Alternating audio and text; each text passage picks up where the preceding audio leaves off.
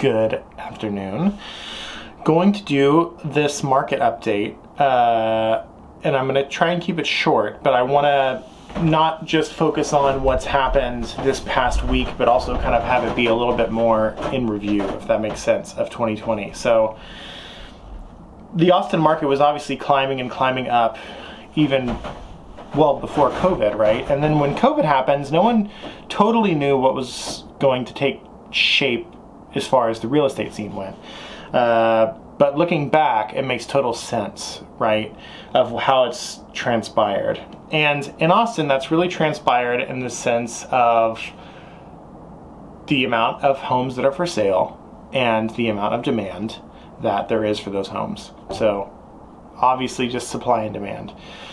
But priorities from COVID have been layered on top of that. So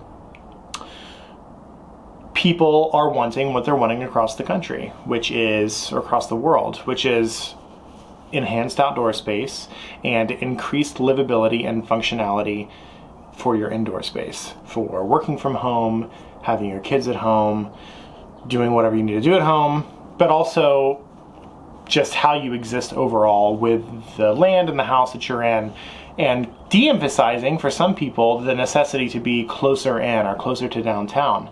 That's obviously affected in the biggest way condos, multifamily things downtown. This is really the height of the market in Austin for condos downtown.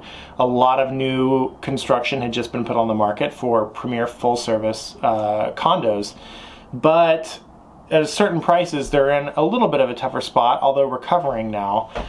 Those were hit. So where we are right now in December, the end of December, and going into next year, we have a very small amount of inventory still in Austin and more buyers than we've ever seen. So what does that mean for you as a seller? It means that there's never been a better time to get the most money for your house than right now.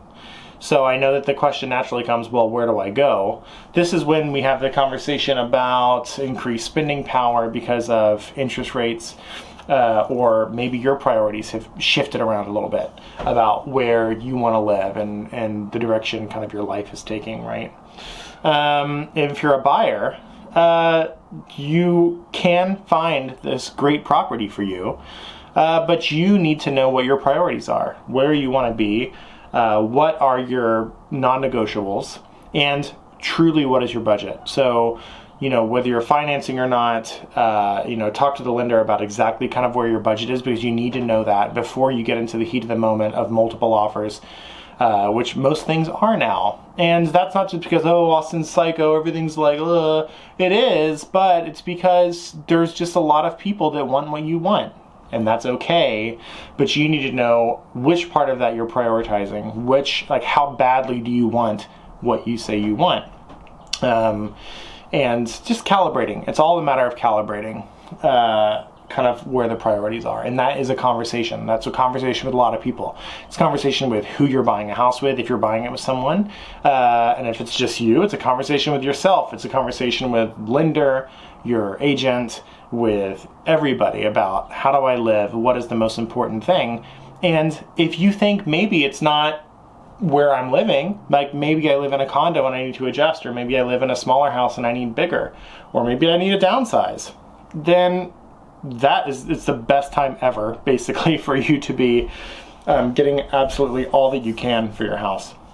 So I think the big takeaway is that in conjunction with Austin skyrocketing as far as the amount of demand and driving prices up throughout this entire year, it's also just been, what do people want in Austin? What experience do they want to have living in the city? And it's been intriguing to see how things have evolved. And although it's very competitive, very tough, it makes me really happy to see people still finding a gem for them in all of this. And, obviously sellers are very happy too. So, although there's some tough parts about it, I think that with education and with the right motivation, you can still get what you need.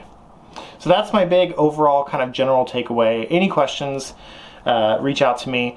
And, all of this information really needs to be tailored to where you are, where you're looking, what your stitch is, right? So just let me know.